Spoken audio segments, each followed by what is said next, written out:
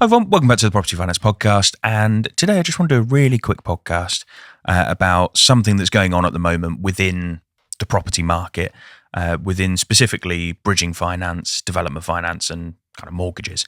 And that is that everything is so bloody slow.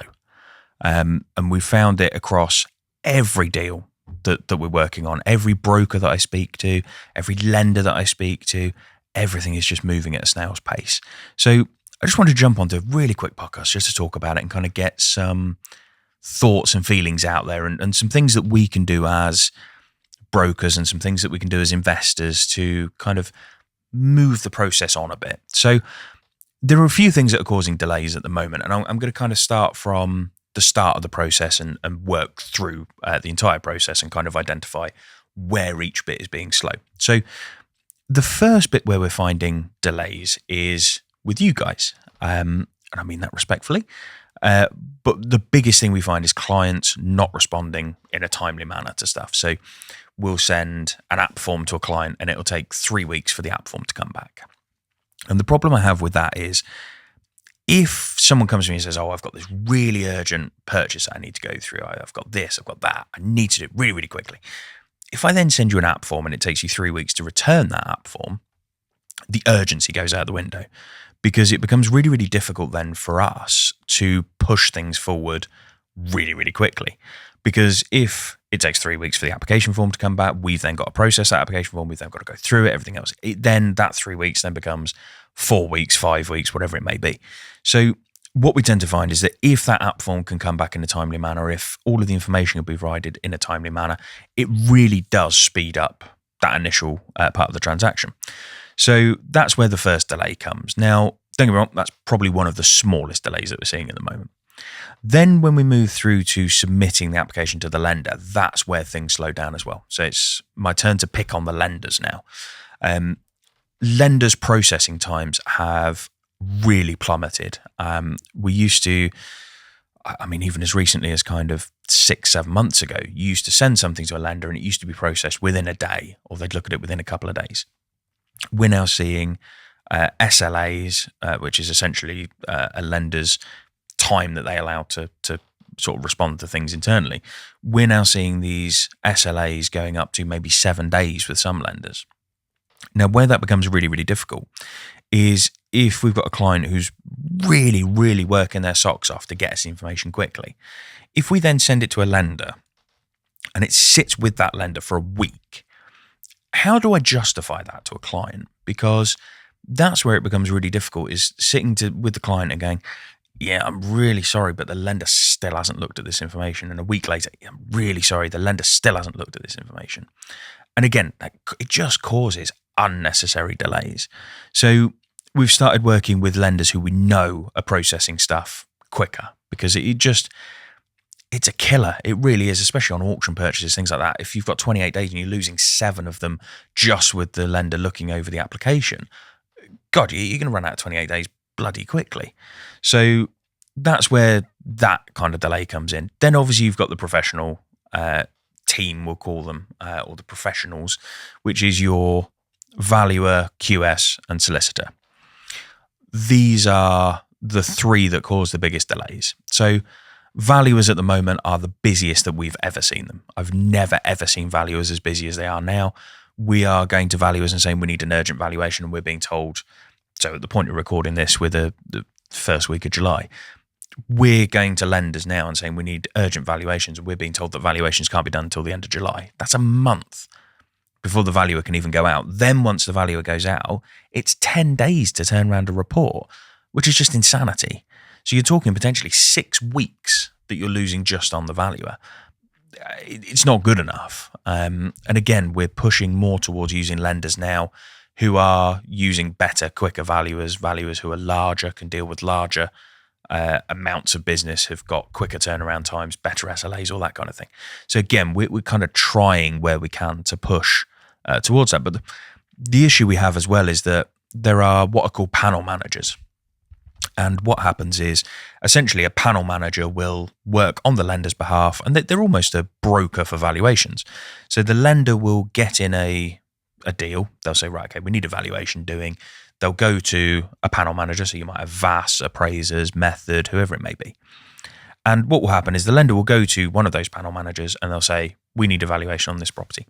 That panel manager's job is then to go and get a number of valuation quotes. So they'll go and get those valuation quotes.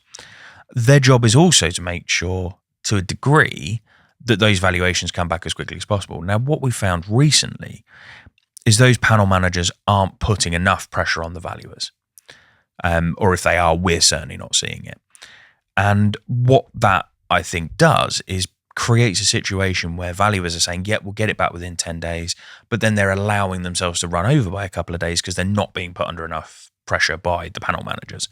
And what that does is those extra 2 days, it really does knock into the deal, because the problem you've got is if you're expecting a valuation on a Friday and then it doesn't turn up till the following Wednesday, you're losing all of those days where you could be pushing forward a deal. So that's a big delay at the moment, is valuers and just the sheer volume of business that they've got. So that needs to be sorted out somehow. I personally don't know how we can fix that as an industry, other than employing shed loads of new valuers, but there aren't enough valuers coming in. As with all of the property market stuff, I mean, there's not enough new brokers coming in, there's not enough new valuers coming in, there's not enough QSs coming in, there's not enough solicitors coming in. We're really getting into this bottleneck now, where there's just not enough people to deal with all of this stuff. So that's valuers. QSs, exactly the same thing, although we tend to find with QSs, so that's your quantity surveyor, they're not actually the cause of the delay. What we tend to find is that the cause of the delay is that the QS asks the client for information, and then the client doesn't provide that information back quick enough. So the QS will be sitting there, twiddling their thumbs, still waiting for the information for the client, still waiting for the information for the client, still waiting for the information for the client. And the problem is, all the time that they're waiting, you drop down their priority list. And sometimes it's just a thing that you can't get the information over to the QS quick enough because you're waiting for it, or whatever it may be. So it's one of those things where sometimes it's not necessarily the client's fault. They might be waiting for some planning permission or something from their builder or contractor or something like that. But again, the quicker information can be provided, the quicker the process can go. Then you get to solicitors, and this is the biggest single cause of delays, is solicitors. And it's not just the client solicitor, it's the lender's solicitors too. Lenders, for some reason at the moment, can't seem to choose a good solicitor. And I don't know what it is. I don't know if they're going for the cheaper option, the cozier option, the referral option. I don't know. I genuinely don't know what the answer is. But the problem we have at the moment is that lenders are choosing solicitors that are just not fit for purpose. They're not quick enough. They're not effective enough. And this is quite a blanket statement. Don't get me wrong. There are some lenders who choose very good solicitors, but as a blanket statement, most lenders are choosing poor solicitors. And what we tend to find is that those solicitors are just causing onerous delays for no reason whatsoever, picking up on the most stupid and unfathomable things, things that are just irrelevant as well. I'm trying to think of a good example, and I'm sure it'll come to me in a minute, but just little things that are genuinely irrelevant. If they pick up on restrictive covenants or something like that, then yes, I get that. They completely need to do that for the protection of their client. Picking up on stupid, nitpicky little bits that are completely irrelevant to the deal, that doesn't need to happen. Now, on the flip side, clients also don't seem to be choosing good solicitors. Again, a blanket statement, doesn't apply to everyone, but many clients are not choosing the right solicitor. They're going to family conveyancers who, again, there's 1-2 people in the office. If they go on holiday, they don't hand the work over. They don't understand bridging. They don't understand development finance. If they find out that you're taking a bridge, they try and tell you not to take the bridge. It just, they really don't get this kind of creative financing. So when you're dealing with a family conveyancer versus a lender solicitor who doesn't really want to do the work, is too busy, doesn't really care, they know they're getting paid anyway, you end up with this loggerhead situation where just nothing happens.